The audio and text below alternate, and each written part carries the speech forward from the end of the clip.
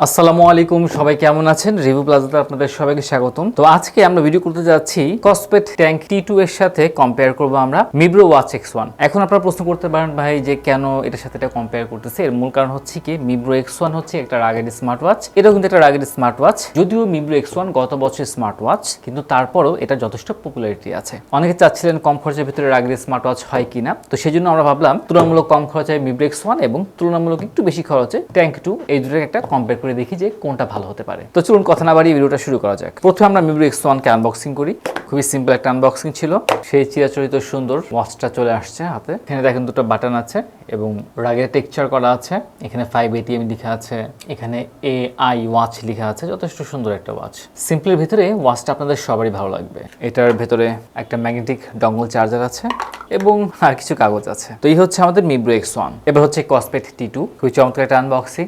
So আমরা এটা বের করে ফেললাম, আলাদাভাবে স্ট্র্যাপস লাগিয়ে নিচ্ছি। তো এই হচ্ছে আমাদের ট্যাঙ্ক T2। সিলভার গ্লেসে একটা লুক আছে। এই হচ্ছে পেছন পাশ স্ট্র্যাপস। এটা কিন্তু যথেষ্ট সুন্দর একটা স্মার্ট ওয়াচ। তো আমরা এটাকেও সাইড বাই সাইড দুটো রেখে দিলাম। এবার ভাই যদি আমরা বেসিক কম্পেয়ার করি, যদি আমরা দেখেন পাশাপাশি দুটো ওয়াচ রাখলাম, আমরা সম্পূর্ণ জুম করলাম। এখন আপনাদের দেখে বেসিক্যালি কি মনে হয়? একদম সহজ সরল কথা বলি, আপনারা যদি এই দুটো ওয়াচ হাতে পরেন, আপনারা জাস্ট বড় লুকটা দেখেন, পার্থক্য কেমন মনে হচ্ছে? আহামরি কিন্তু কোনো পার্থক্য নেই। মানে হাতে আপনি কি পরেছেন কেউ বুঝতে পারবে না, যতক্ষণ না কেউ একদম কাছে এসে ধরে দিতেছে। তার আগে পর্যন্ত ভাই খুব একটা ডিফারেন্স বোঝা যায় না। দেখে মনে হচ্ছে দুটোই রাগেড স্মার্ট ওয়াচ। সুতরাং কেউ যদি আপনারা আউটলুক নিয়ে একটু চিন্তা করেন যে অন্য মানুষ কেমন দেখতেছে, সত্যি কথা বলতে সেটা কোনো বিষয়ই কাজ করে না। এবার আমি এই দুটো ওয়াচ একসাথে টার্ন অন করার চেষ্টা করি, দেখি কোনটা আগে খুলে। 1 2 3। মিব্রো X1 কিন্তু আগে অন হয়ে গেছে। আর এরপরে হচ্ছে গিয়ে কসপেট ট্যাঙ্ক 2। তো ভাই স্পিডের দিক থেকে কিন্তু মিব্রো X1 এগিয়ে গেল, সেজন্য আমরা একে 1 মার্ক দিয়ে দিলাম। এবার আমরা দেখবো অলওয়েজ অন ডিসপ্লে। কতক্ষণ সময় লাগে অলওয়েজ অন ডিসপ্লেটা আসতে, তো দেখা যাক।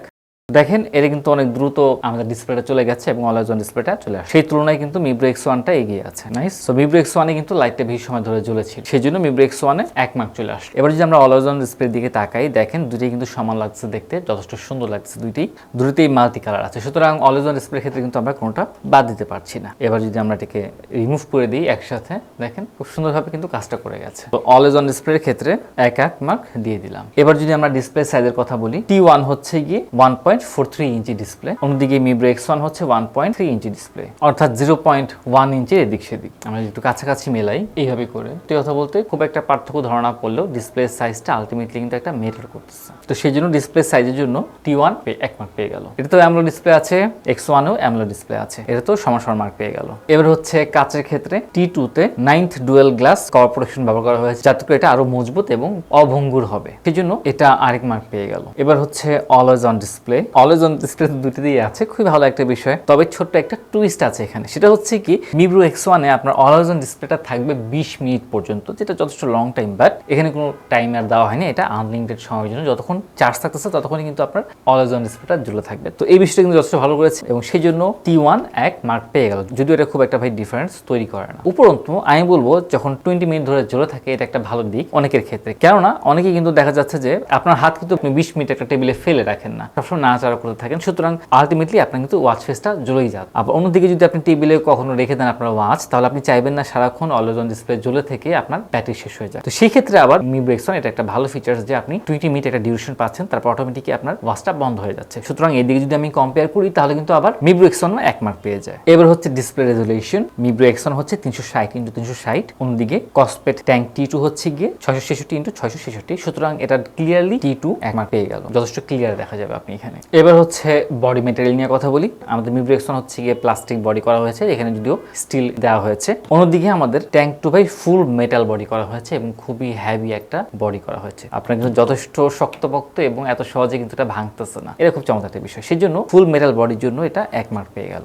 এবার একটা বিষয় আমি ক্লিয়ার করে নিই, এখানে মেটাল বডির জন্য কেন 1 মার্ক দেওয়া হলো। এর মূল কারণ হচ্ছে এগুলো কিন্তু রাগেড এবং স্পোর্টি স্মার্ট ওয়াচ। যদি এগুলো ক্যাজুয়াল স্মার্ট ওয়াচ হইতো, তাহলে কিন্তু আমরা মেটালের জন্য মার্ক পেতাম না, উপরন্তু হালকা হওয়ার জন্য এক্সট্রা মার্ক দেওয়া হতো, তাই না? তো যেহেতু এগুলো রাগেড স্মার্ট ওয়াচ, স্পোর্টি, সেই জন্য আমাদের স্ট্রং হতে হবে, সেই জন্য তারা 1 মার্ক পেয়ে গেছে। এবার হচ্ছে আমাদের প্রোটেকশনের ক্ষেত্রে আমরা যদি করে দুইটা ধাপ ধাপ করে পড়ে যায় এবং বাইরে লাগে, এই দুটার কাছে কিছুই হবে না, যথেষ্ট বডি বাম্প দেওয়া আছে।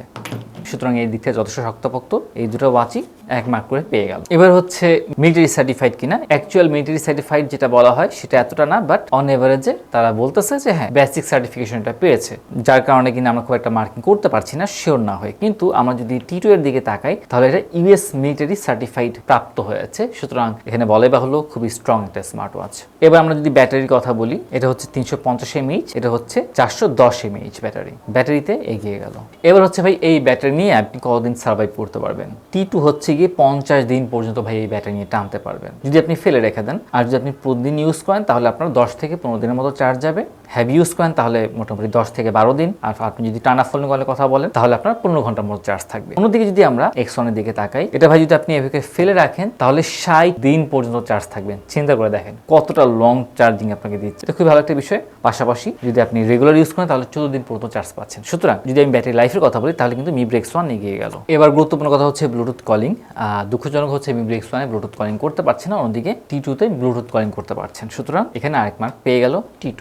এবার হচ্ছে গুরুত্বপূর্ণ বিষয় ওয়াটার রেজিস্ট্যান্সি। ওয়াটার রেজিস্ট্যান্সি কিন্তু এটাতে 5 ATM পেয়ে যাচ্ছেন এবং এটাতেও 5 ATM পেয়ে যাচ্ছেন এবং এর জন্য এই দুটোতেই শর্ট মার্ক চলে গেল। এবার হচ্ছে ওয়াটার রেজিস্ট্যান্সি এখানে শেষটা। এখানে 5 ATM এর পাশাপাশি আপনি IP69K পেয়ে যাচ্ছেন, যেটা কিনা আরো হেভি স্প্ল্যাশি ওয়াটারের ক্ষেত্রে খুবই কার্যকর হবে, যা কিনা আপনি এটার ভিতরে পাচ্ছেন। সুতরাং এরও কিন্তু আপনার 1 মার্ক পেয়ে গেল। তবে হ্যাঁ, দুটোই কিন্তু আপনারা সমুদ্রে নিয়ে সাঁতার কাটতে পারবেন, এটা খুব ভালো একটা বিষয়। এবার হচ্ছে আরেকটা গুরুত্বপূর্ণ বিষয় বাংলা সাপোর্ট করা, এবং এই ওয়াচে কিন্তু বাংলা সাপোর্ট করতেছে। এই বিষয়টা আপনার কাছে খুবই ভালো লাগবে। বাংলা সাপোর্টের জন্য এখানে আমরা 1 মার্ক দিয়ে দিলাম। আমরা যদি আবার অ্যাক্সেলারেশন সেন্সরের কথা বলি, আমরা কিন্তু Mibro X1 এ অ্যাক্সেলারেশন সেন্সরটা পেয়ে যাচ্ছি। এবার গুরুত্বপূর্ণ আরেকটা পয়েন্ট হচ্ছে ভাই দামের ক্ষেত্রে দাম কোনটার কত। যদি আমরা দামের ক্ষেত্রে তাকাই, T2 যেটা আছে এটার দামটা কিন্তু আরেক দফা বেড়ে গেছে। আজকে আমরা ভিডিওটা যেদিন রেকর্ড করতেছি সেদিনের দাম হচ্ছে 6700 টাকা। অন্যদিকে Mibro X1 এটার দাম আজকে যেদিন ভিডিওটা আমরা রেকর্ড করতেছি এটার দাম হচ্ছে 4000 টাকা মাত্র। সুতরাং দামের ক্ষেত্রে কিন্তু Mibro X1 1 মার্ক এক্সট্রা পেয়ে গেল। এবার আমরা একটু ভেতরের ফাংশনগুলো দেখি। এখানে প্রেস করলে আমরা সরাসরি কিন্তু মেনুতে চলে যেতে পারতেছি। আমার টাচটা যথেষ্ট ভালো লাগতেছে, স্মুথ আছে, সবই ভালো আছে। এখানে ব্লাড প্রেশার পেয়ে যাচ্ছেন, অক্সিমিটার পেয়ে যাচ্ছেন, হার্ট রেট পেয়ে যাচ্ছেন, টাইমার ইত্যাদি বিষয়গুলো আছে। এখান থেকে সরাসরি স্পোর্টস মোডে আমরা চলে যেতে পারতেছি। তো এই হচ্ছে বিষয়। আমরা উপর থেকে নিচে সোয়াপ করি। এখানে সুন্দর করে সেটিংসগুলো করা আছে, নিচ থেকে উপরে নোটিফিকেশনস, এদিকে আমাদের হচ্ছে উইজেটগুলো চলে আসতেছে এবং আমার কাছে টাচটা যথেষ্ট ভালো মনে হচ্ছে। এবার যদি আমরা এদিকে তাকাই, সরাসরি প্রেস করলে আমরা স্পোর্টসে চলে আসতেছি। আবার যদি আমরা এটাতে প্রেস করি তাহলে আমাদের এটাকে অন অফ হয়ে যাচ্ছে। নিচে সেটিংস গুলো আছে, এখানে নিচ থেকে উপরে যদি যাই নোটিফিকেশন আছে, এরপর হচ্ছে গিয়ে আমরা এখানে উইজেট গুলো পেয়ে যাচ্ছি। আবার এই পাশে যদি যাই তাহলে আমরা মেনু মোডটা পেয়ে যাচ্ছি এবং এখানে মোটামুটি সব রকম তথ্য আছে, হার্ট রেট আছে, ব্লাড অক্সিমিটার আছে, ব্লাড প্রেশারও কিন্তু এখানে সবকিছু পেয়ে যাচ্ছে। মোটামুটি বেশ ভালোই জিনিসগুলো আছে। তো আমি যদি ভেতরের ফাংশনগুলোর কথা বলি, ভাই দুটোই আমার কাছে স্মুথ মনে হয়েছে এবং দুটোতে যথেষ্ট ফাংশন আছে মনে হচ্ছে। তবে হ্যাঁ, মেনুর ক্ষেত্রে যদি বলি আমার কাছে এটাতে তুলনামূলক কয়েকটা মেনু কম মনে হয়েছে T1 এ। অন্যদিকে যদি আমরা ব্লাড প্রেশার কথা বলি, এখানে এই দুইটা ওয়াচেই ব্লাড প্রেশার আছে আমাদের। আর গুরুত্বপূর্ণ কথা হচ্ছে এই দুইটা ওয়াচের ব্লাড প্রেশার যেটা আছে দুইটাই কিন্তু ফেক ব্লাড প্রেশার। সুতরাং আপনারা যদি ব্লাড প্রেশারের জন্য ক্রয় করেন খুব একটা বেনিফিটেড হবেন না। তবে আপনি যদি হার্ট রেটের জন্য নেন, তারপর অক্সিমিটারের জন্য নেন, এই দুটো ওয়াচ যথেষ্ট ভালো হবে। তবে যদি আমি অ্যাকুরেসির কথা বলি, হয়তো এখানে মার্কিং করতে পারবো না, কারণ অনেক সিচুয়েশন থাকে আপনার কিভাবে পড়েছেন অথবা কি অবস্থায় আছেন সেটার উপরে। তবে বেসিক্যালি আমার কাছে ব্যক্তিগতভাবে মনে হয়েছে T1 এর সেন্সরগুলো তুলনামূলক X1 থেকে যথেষ্ট ভালো করেছে। তো যাই হোক, যদি আমি ওয়েটের কথা বলি, ডেফিনেটলি এটা একটা হালকা এবং আপনার হাতও যথেষ্ট ভালো লাগবে। আমরা একটু ওয়াচ ফেস গুলো দেখি, এগুলোর ওয়াচ ফেসে চলে গেলাম। ওয়াচ ফেস বোঝানোর জন্য ব্রাইটনেসটা কিছুটা কমিয়ে দিলাম আমি। আমার কাছে সেকেন্ড ওয়াচ ফেস হিসেবে Mibro X1 এটা ভালো লেগেছে। দুটেই সুন্দর আছে ওয়াচ ফেস। দেখেন ওয়াচ ফেসে কিন্তু কোনোটা কোনো দিক থেকে কম না, দুটেই সমান তালে এগিয়ে আছে।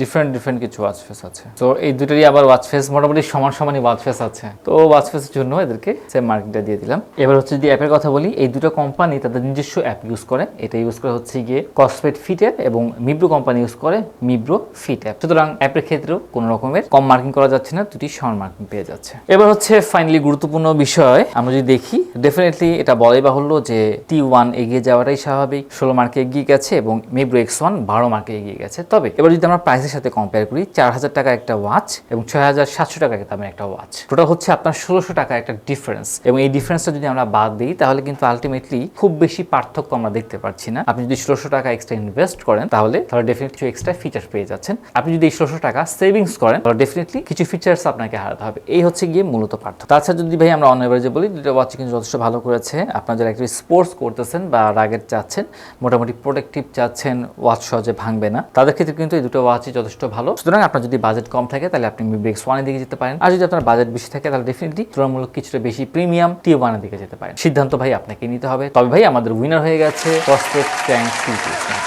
তো এই ছিল আমাদের কম্পারিজন। নেক্সট কোনো ওয়াচের সাথে কম্পারিজন দেখতে চান অবশ্যই জানাবেন। আল্লাহ তাআলা আপনাদের সবাইকে সুস্থ রাখুন, ভালো রাখুন। আসসালামু আলাইকুম রহমতুল্লাহি ওয়া বারাকাতুহু।